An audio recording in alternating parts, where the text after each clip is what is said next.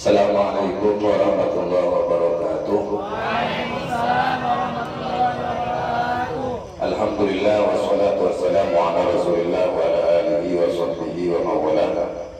Asyhadu an la ilaha illallah wahdahu la syarika lah wa asyhadu anna Muhammadan abduhu wa rasuluh. Amma ba'du. Yang sama-sama kita hormati, yang sama-sama kita cintai, orang tua kita Bapak Haji Sidur Muhammad Arif yang hadir di tengah-tengah kita, dan juga Ustaz Mahmud yang biasa dipanggil di kampung itu dengan panggilan orang. Tadi Bapak Tiru itu sedikit tanya tentang nama Rai itu apa. Rai itu biasa kalau di kampung kami biasanya disingkat dengan panggilan Rai. Tradisinya memang seperti itu, panggil adabnya itu Lora. Yang sama-sama kita hormati tokoh masyarakat, tokoh adat, ibu bapak, terima kasih. Malam ini kita masih diberi kesempatan oleh Allah hadir berkumpul di tempat di mana hati kita selalu kita gantungkan kepada Allah Subhanahu wa Ta'ala. Malam ini kita memperingati Isra wal Mi'rajnya junjungan kita baginda Nabi Muhammad SAW. Tentunya tentang Isra wal Mi'raj ini nanti akan dikupas, akan disampaikan oleh Pak Mahmud, yang memang sengaja kami memberikan tema menggapai ketinggian spiritual menembus langit keimanan seorang hamba. Jadi sesuatu hal yang lebih mahal itu bukan hadrahnya, bukan suara, bukan kue, bukan air, aqua, mobil, rumah, tanah yang melimpah, tapi sesuatu yang mahal, yang sangat termahal dalam kehidupan kita kelak sampai hari ini, sampai kelak, itu adalah keimanan. Maka sangat berharap kita kepada Allah di acara Isra wal Mi'raj junjungan kita baginda Nabi Muhammad, kita diberikan kekuatan iman oleh Allah, sehingga keimanan inilah yang menjaga kita untuk masuk ke dalam surganya Allah Subhanahu wa Ta'ala.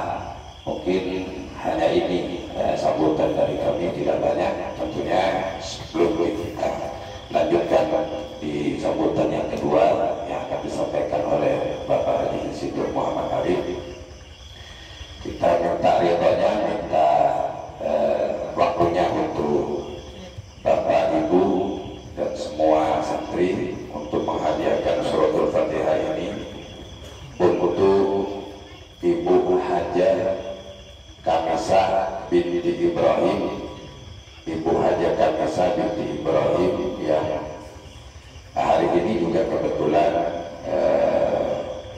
memperingati atau milad ya, milad yang ke-63 tahun, dan Ibu Hajah Kamisa binti Ibrahim ini bersama Ibu Hajah Sahizilatul Ahmad bin Nur Lajis Lulela dan semua jamaah sahabat kawan sebanyak 40 orang yang insya Allah di tanggal 5 sampai ke tanggal 15 ini akan menjalankan dan melaksanakan ibadah umrah ke Tanah Suci. Semoga dengan adanya malam Isra wal Mi'raj sekaligus untuk menghadiahkan suratul Fatihah untuk Sayyidul Hajar ini diberikan kemudahan dalam perjalanan, diberikan keselamatan, dan tentunya ibadah umrohnya makbul. Amin ya rabbal alamin. Dan kita juga menghadiahkan suratul Fatihah untuk Ibu Kamisa binti Ibrahim yang miladnya masuk ke tahun usia yang ke-63 tahun. Semoga panjang umur, sehat walafiat, dimurahkan rezeki dan usahanya, dan senantiasa Allah Subhanahu wa Ta'ala dijadikan ibunda kita yang diberikan keselamatan dunia akhirat. Dan yang terakhir di malam Isra Mi'raj ini tentunya kita sisipkan usaha-usaha kita, mulai dari perikanan, pertanian, mulai yang DB ataupun yang di luar DB, khususnya kita yang ada di sini, umumnya yang ada di luar, semuanya tak terkecuali. Apapun yang kita kerjakan, hakikatnya kita ini merantau. Kita meminta kepada Allah apa yang kita lakukan di perantauan ini diberikan kemudahan oleh Allah. Urusan usaha diberikan kelancaran oleh Allah. Apapun yang berkaitan dengan rezeki dilimpahkan rezekinya oleh Allah, sehingga hidup kita tentram, damai, dan senantiasa dengan keberkahan yang Allah berikan ini bisa membawa kita, memberikan kesempatan kepada kita untuk berziarah ke makam junjungan kita baginda Nabi Muhammad SAW. Mungkin hanya ini. Assalamualaikum warahmatullahi wabarakatuh.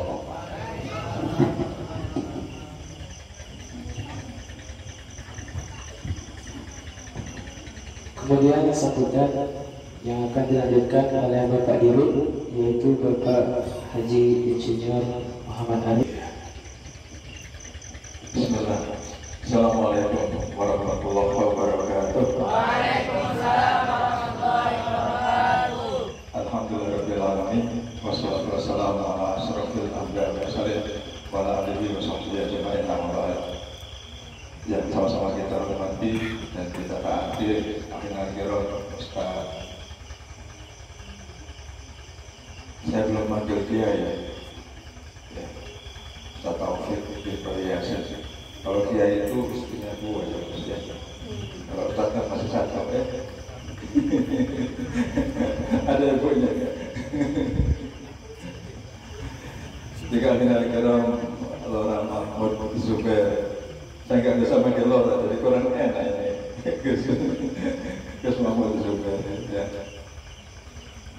Dan tentu para sesepuh ini dan kita semuanya, orang tua kami, ibu-ibu, bapak-bapak, dan anak-anakku, para santri semuanya. Tentu yang pertama kita panjatkan syukur kepada Allah SWT bahwa pada malam hari ini saya membaca undangan di WA gitu ya. Agendanya adalah Isra Mi'raj di tahun 2025 1446 Hijriah ya. Insyaallah, jadi khusus agenda kita ketemu pada malam hari ini, baik santri, keluarga juga kita semuanya di sini dalam rangka apa ya, pengajian ya, dalam rangka kita mengkaji nanti akan disampaikan oleh guru kita ya, Lora Mahmud Zubair. Alhamdulillah tadi sudah mengimami kita pada sholat Isya, sholat maghrib tadi sudah. Sangat pas sholat Isya dapat. Ya, semoga berkah untuk kita semua. Amin. Sampai kalau udah amin, insya Allah. Ibu dan Bapak, saya sengaja berdiri ingin melihat keadaan kita, gitu ya. Tidak bermaksud apa-apa gitu ya. Perjalanan panjang ketika yang lain belum ada di tempat ini, gitu ya. Termasuk Udin ya, Pak Udin, terus Ahwi itu sudah bebas belum ya? Masih. Ahwi yang punya apa itu? Apa bu? Arah, gudang arah, gitu ya. Ya, termasuk juga orang tuanya, ya, makamnya ada di sini. Ya, sebelum beliau ada di depan sana di 2009 itu atas amanat dana yang diberikan oleh lembaga amil zakat biasanya amanah, kemudian kita berikhtiar untuk membuka lahan ini, gitu ya. Waktu itu dibantu oleh Pak RW awal sawit, awal cik masih dia ya. Mungkin juga jadi RW sudah lama memang di 2009. Kalau dihitung sekarang udah berapa tahun gitu ya, 15 tahunan gitu ya.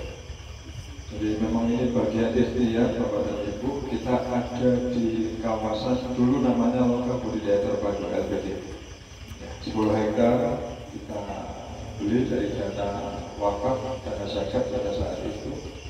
Kemudian kita bangun terlebih dahulu tempat ini, masjid ini ya.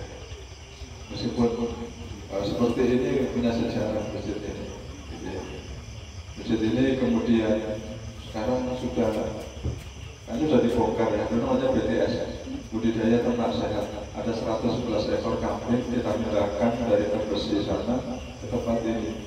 Pas tanggal 25 Desember 2009 resmiannya ya, oleh Pak Lurah Yusuf, ya, Lurah Sejantung ya, masuk Lurah Sejantung atau Lurah Galang meresmikan tempat ini.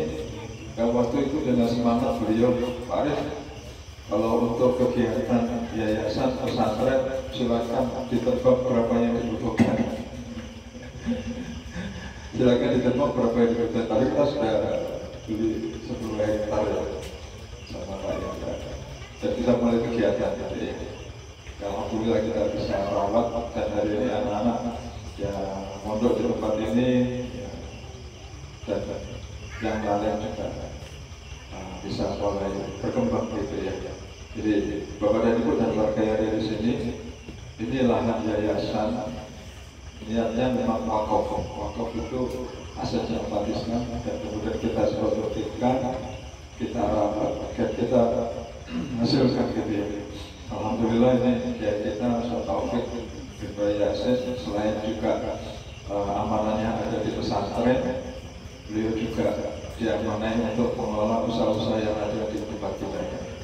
Mulai dari pertaniannya, kemudian juga ada perikanan gitu ya, dan yang lainnya nanti ada perkebunan juga ya, termasuk juga ada agenda-agenda kegiatan masyarakat dan masjidan ya, karena ini memang destinasi wisata salah satunya gitu ya, seperti ini keadaan kita ya. Alhamdulillah saya menyemangati saja dari tempat ini ya, alhamdulillah beliau ya, orang juga nanti akan menyemangati kita, memberikan tausiah ilmunya berbagi dengan kita semuanya ya.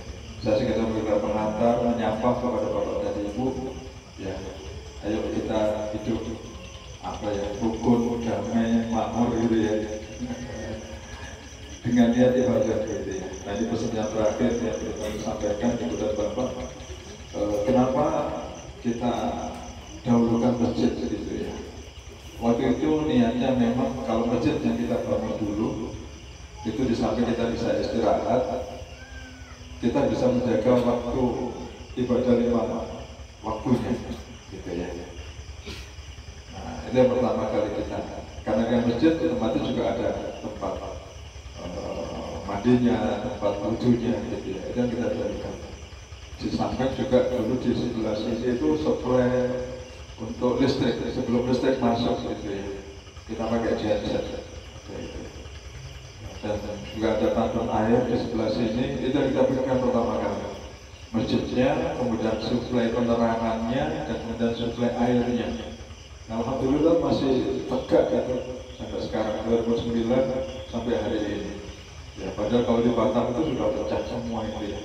Saya punya keyakinan Ibu dan Bapak ini keberkahan yang Allah limpahkan buat kita semuanya ketika kita bisa ada di jalan dakwah, di jalan ibadah, di jalan niatnya untuk yang membangun umat itu ya.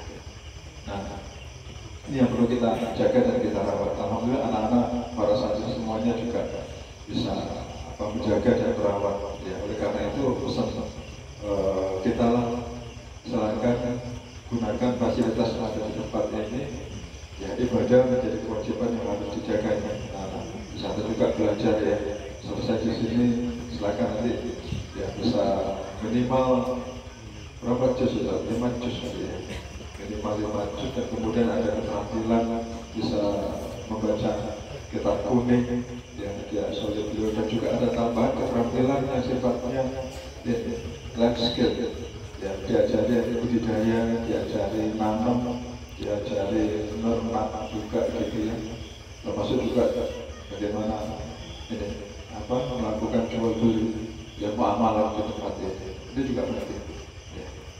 Oke, terakhir jangan pernah tinggal sholat gitu ya. Ini pesan Rasulullah menanyakan aja, kenapa Ibu dan Bapak? Nah ini sholat itu ibadah yang wajib pasti, tapi istimewa nanti yang jarang disampaikan gitu ya. Untuk mendapatkan perintah sholat itu kan bagi Nabi sendiri yang ketemu dengan Allah SWT ya. kan gitu ya. Di Sidratul Muntaha dan kemudian dapat perintah. Kalau yang lain cukup melalui malaikat Jibril dengan wahyu gitu ya. Tapi sholat tidak. Ya. Nabi sendiri yang harus mengambil perintah itu. Dan ternyata benar Bapak Ibu. Ya. Sholat berapa kali kita? Sholat wajibnya. Makan berapa kali? Makan saja cuma 3, sholat 5 kali. Lebih penting mana urusannya? Maka urusan ibadah lebih penting Pak Bu. Makan itu semuanya cuma 3 kali. Tapi kalau bukan kita untuk ibadah 5 kali, berarti urusan ibadah, urusan sufi ya, urusan akhirat itu lebih penting dibanding urusan ya dunianya gitu ya. Maka jangan pernah tinggal ya. Saya pesan itu aja ya. Karena ini mudah dipahami gitu. Oh iya ya, ternyata kita diwajibkan 5 kali, berarti urusan hubungan dengan Allah ya 5 kali. Makan yang memang kita butuh cuma 3 kali gitu ya. Dibuat 2 juga nggak apa-apa. 5 kali nggak kuat sampai. Terusnya kan pas ya. Gitu ya. Tapi bapak mukhalafahnya yaitu urusan spiritual. Nah, dia nanti dilanjutkan sama Lora Pak juga. Jadi 5 kali itu urusan spiritualnya gitu ya. Urusan spiritualnya cukup 3 kali. Artinya kita mesti jangan pernah lewatkan untuk agenda ini. Dan itu menjadi dulu keberkahan. Ya. Ya, paling akhir waktu itu kita berpikir begini. Sebelum kita buat pesantren, baru direncanakan, belum ada anak-anak itu, kita buka masjid dan kemudian kita kegiatannya budidaya. Jadi ada kambing 111 ekor sama kan. Kemudian kita buka pertanian, perkebunan, tapi belum ada santri. Ya.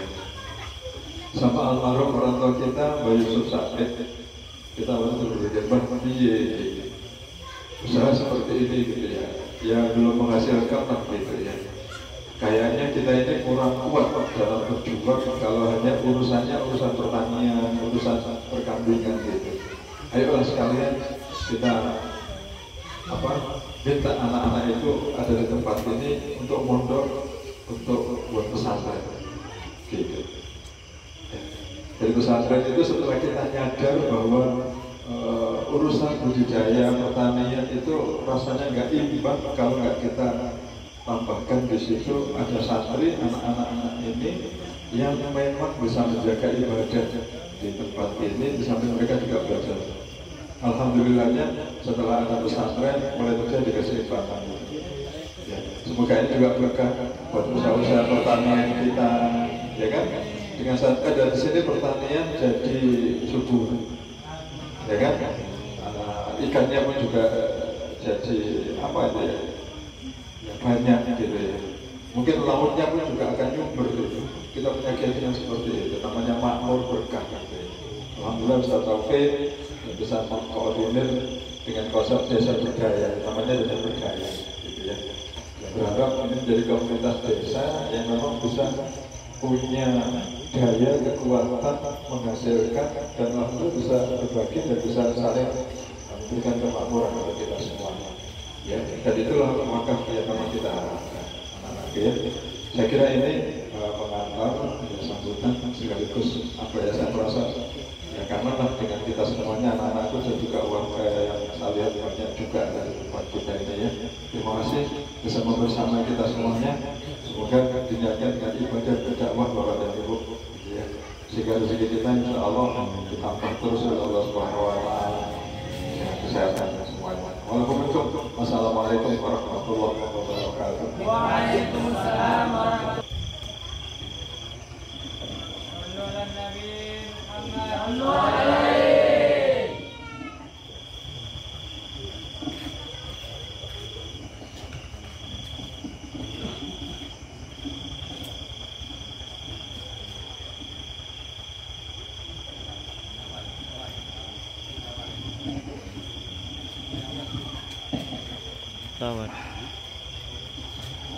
Bismillahirrahmanirrahim. Assalamualaikum warahmatullahi wabarakatuh. Waalaikumsalam warahmatullahi wabarakatuh.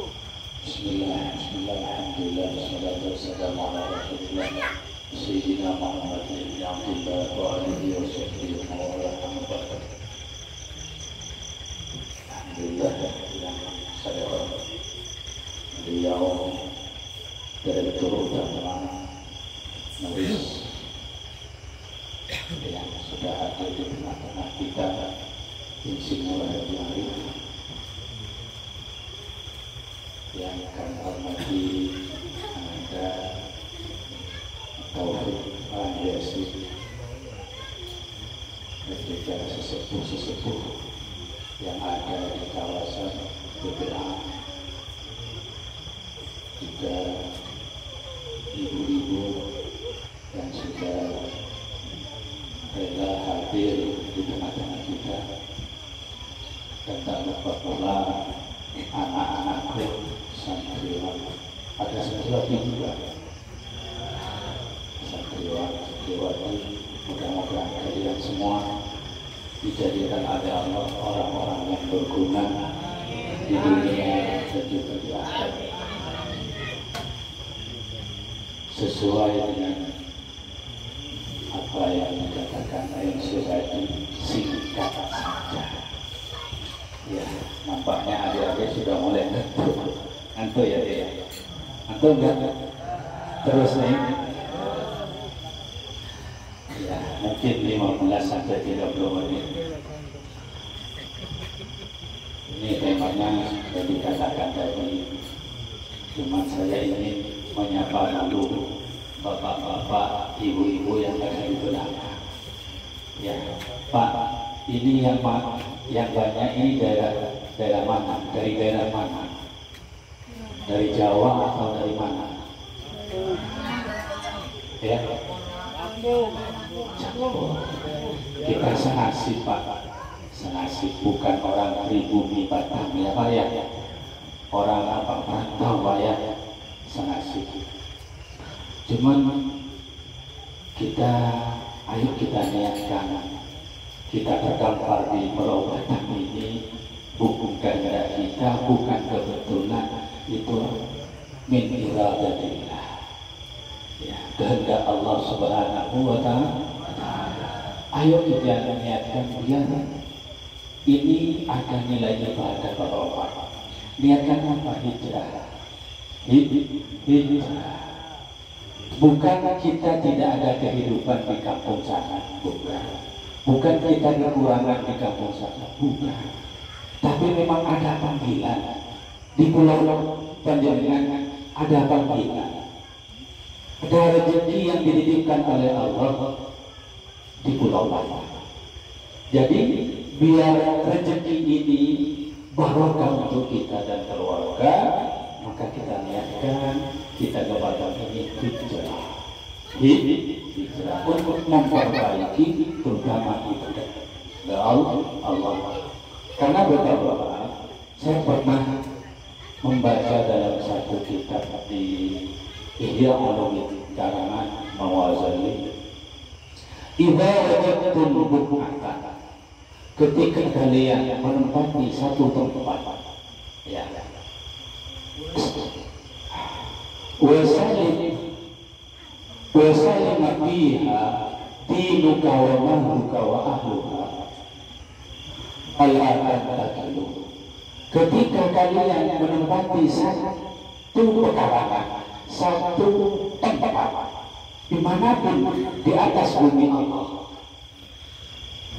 wasalim fiha dinuka, dan tempat itu agamanya enak, tidak terganggu, ibadahnya tidak terganggu, sholatnya khusyuk, tidak dalam tekanan, tidak ganggu orang atau mengancam orang. Dan juga harta benda, ekonomi kita selamat, enak, lancar, cair, cuan, kata orang kita cuan, banyak cuan. Dan juga keluarga kita enak, nyaman. Ya, ketika kita berada di Kalau di Jawa, dimanapun, Maluku, dimanapun Anda berada, fala tantakilu, jangan pindah. Ketika kita menemukan kenyamanan, pertanyaannya, nyaman tidak di Batam ini Bapak Ibu? Nyaman. Saya kali lagi, nyaman tidak? Sholatnya enak tidak? Ada yang ganggu? Tidak ada. Keluarganya nyaman tidak? Nah, kalau sudah merasa enak, nyaman, aman, balasan itu jangan pindah. Sebaliknya Bapak Ibu, wa idza wajadtum buk'atan wa lam taslam fiha dinuka wa mahluka wa ahluka fatakitu. Sebaliknya kalau panjenengan bertempat di satu tempat dimanapun berada, di kampung manapun, tapi merasa tidak enak, ekonomi sulit, ibadah tak enak, gimana mau enak, usulinya mau enak, kalau yang mau dimasak besok pagi tak ada, betul tidak? Betul tidak Pak? Iya. Ini tidak selamat namanya, tak enak. Betul kita di kampung rumah sendiri, betul? Di sini ngontrak, saya ngontrak masih Bu. Di sini ngontrak, tapi salima amru dinuk. Kita ibadah kepada Allah enak, tanpa harus diganggu dengan ekonomi. Ekonomi kita lancar, ekonomi kita tidak enak. Juga wasalima fiha ahluka, keluarga kita nyaman, tidak kekurangan belanja.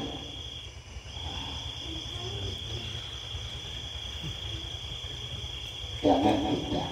Kalau kekurangan agama kita tidak enak, keluarga kita juga terganggu, ya kekurangan ekonomi, kekurangan belanja dan lain sebagainya. Kadang kita dimusuhi apa tetangga, betul nggak? Jadi mungkin di antara kita ya, asbab pelaku Batam ini gara-gara dimusuhi tetangga, tidak dianggap tetangga, dan lain sebagainya. Kalau ini yang terjadi, fatakilu ila bu'atin ukhra li'anna ardallahi wasi'ah, pindah kemana? Ke tempat atau ke bumi dimanapun. Yang penting buminya Allah, li'anna ardallahi wasi'ah, buminya Allah yang luas termasuk di Batam. Maka sekarang kita terdampar di Batam ini, ayo kita niatkan untuk apa? Untuk mudah-mudahan semuanya diberikan keberkahan, kelancaran dari Allah Subhanahu wa Ta'ala. Jadi itu untuk bapak-bapak, ibu-ibu yang ada di desa apa namanya itu saja. Desa apa ya?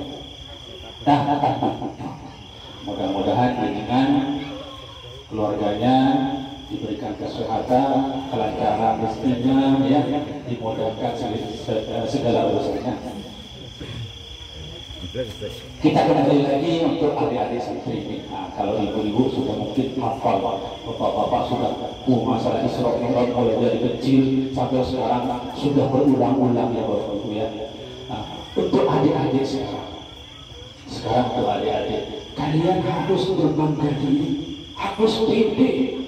Ya, sebagai santri harus pede, harus percaya diri.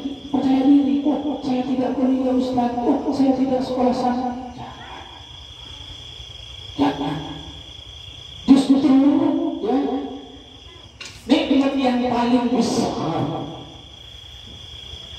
yang diberikan Allah kepada anak-anak kita ketika anak itu mau belajar di pondok pesantren. Banyak orang tua yang nangis, banyak orang tua yang susah karena anaknya tak mau menyantren. Kalian harus bangga. Oh, saya tidak keren. Jangan, sampai itu sudah keren.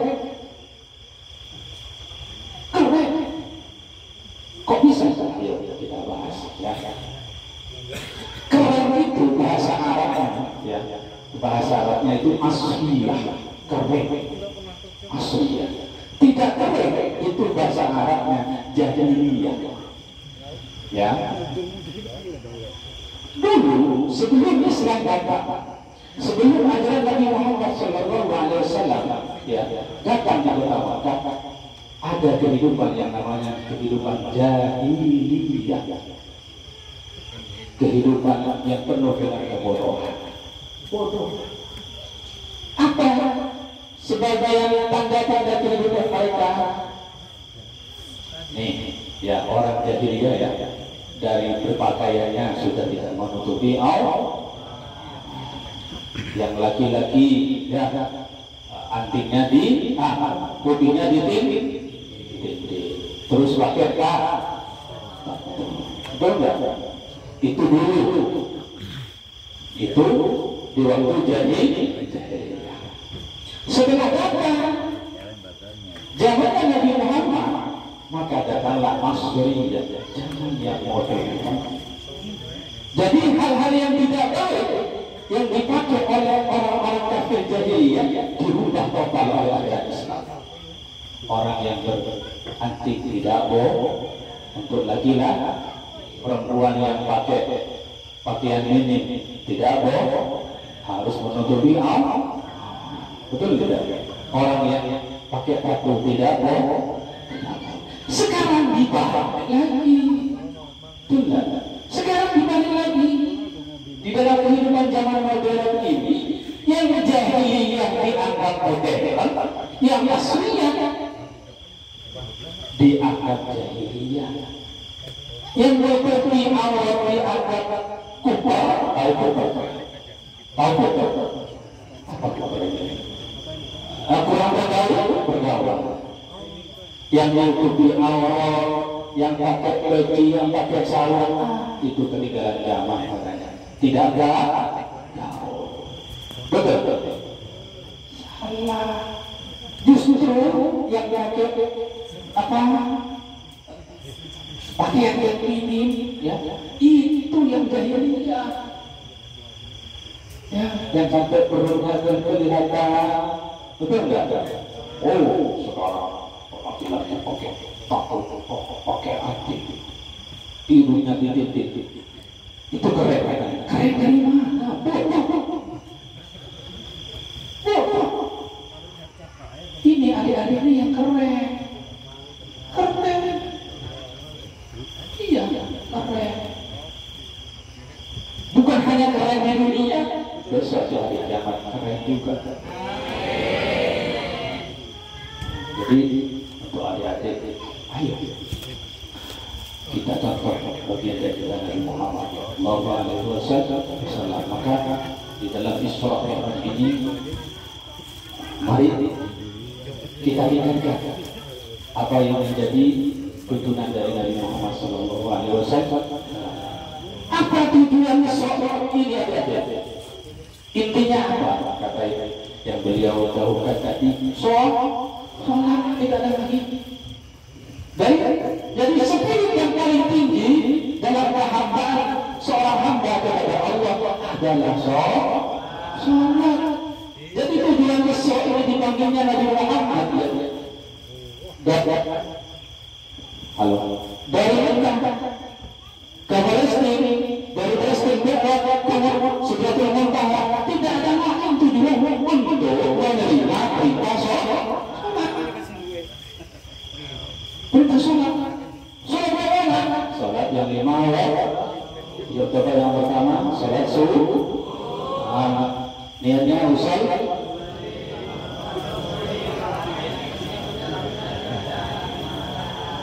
Oke, yang kedua, usalli.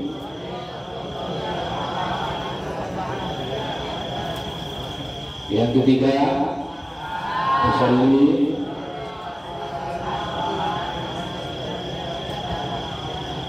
Terus yang keempat, usalli.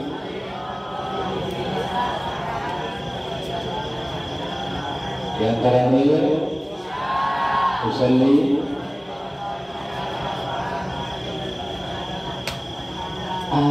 Ini yang keren.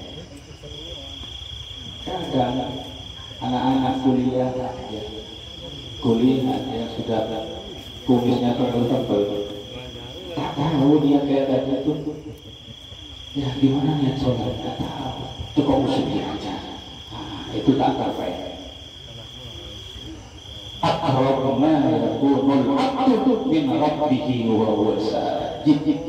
Paling dekatnya seorang hamba kepada Rabbnya, kepada Tuhannya, wa huwa sajid, ketika dia dalam keadaan sujud di dalam sholat.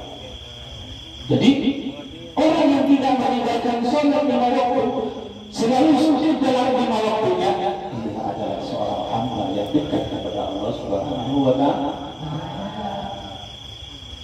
Jadi adik-adikku ya, jangan sampai melalaikan yang namanya sholat. Ada satu cerita, terakhir mungkin ini ya, terakhir ada satu cerita. Dulu saya punya seorang teman di pondok, namanya Badri ya.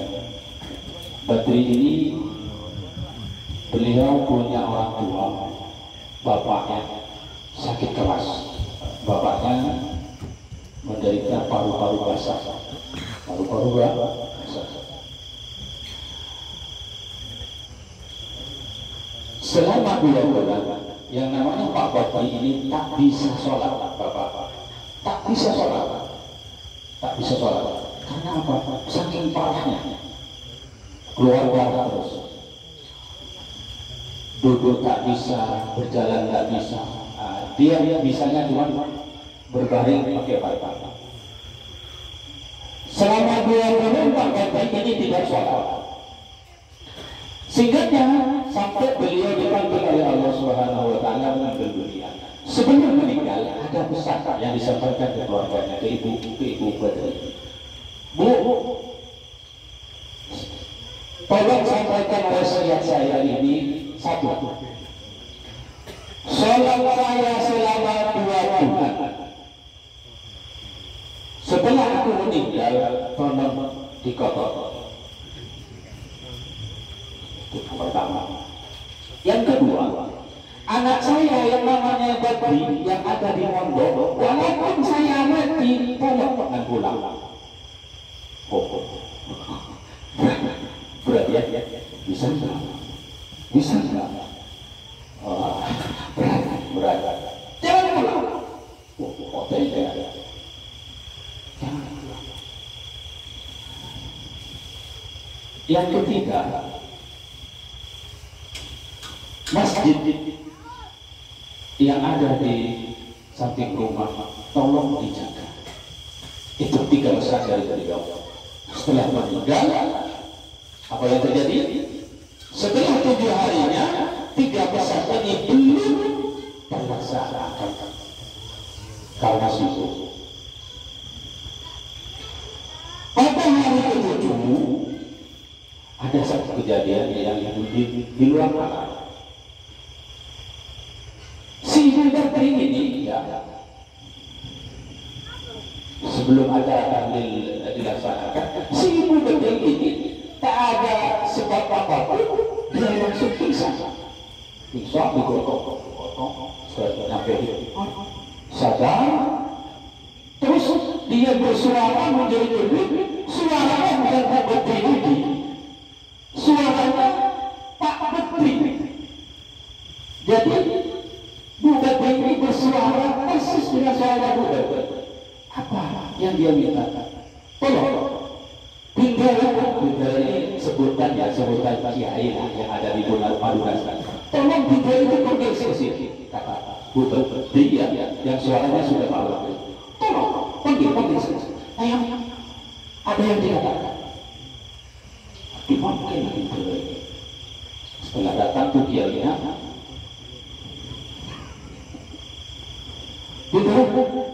ada yang saya sampaikan kepada mereka. Iya, padahal apa yang terucap itu ya dari mulut bukan, tapi suara saya keluar. Iya, apa waktu itu? Wasiat saya yang saya wasiatkan ke keluarga sampai saat ini belum terlaksana.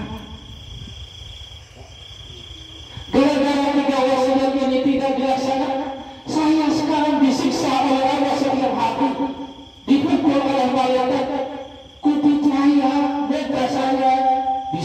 pakai air timah. Kalau saya tidak percaya, tapi itu saya tidak percaya. Itu katanya. Oh tidak, saya percaya Pak Badri. Saya percaya. Ketahuan Pak Ustaz.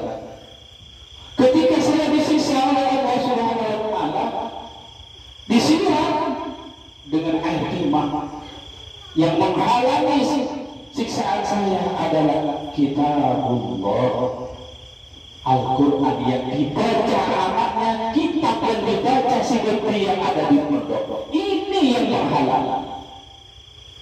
Coba bayangkan.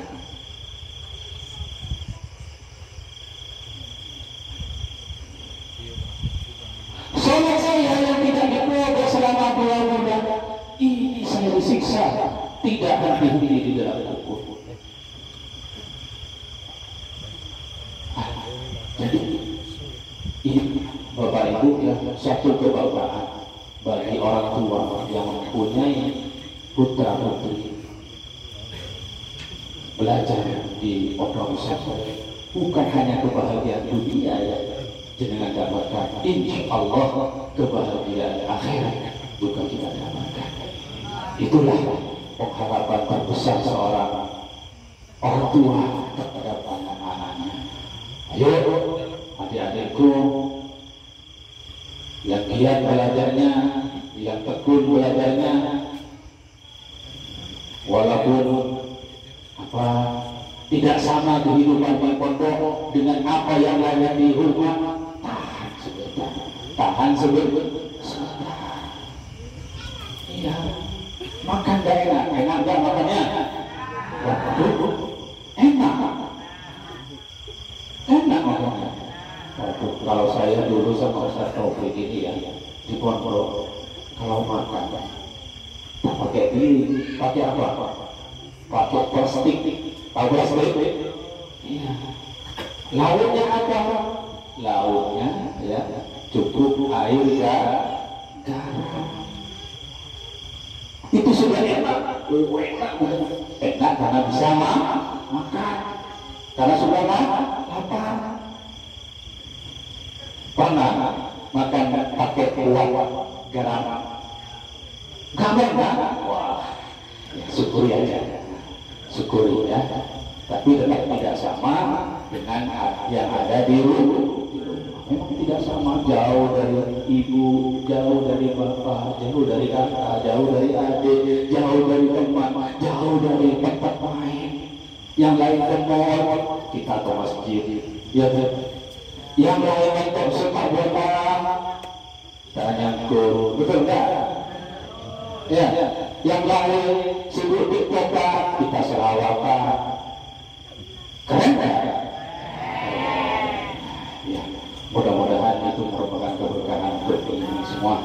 Mudah-mudahan adik-adik itu dijadikan orang-orang yang soleh, orang-orang yang berguna bagi bangsa, berguna bagi agama, dan juga bisa berbakti kepada kedua orang tua. Nah, mungkin itu yang bisa saya sampaikan. Hadanallahu wa iyyakum. Assalamualaikum warahmatullahi wabarakatuh.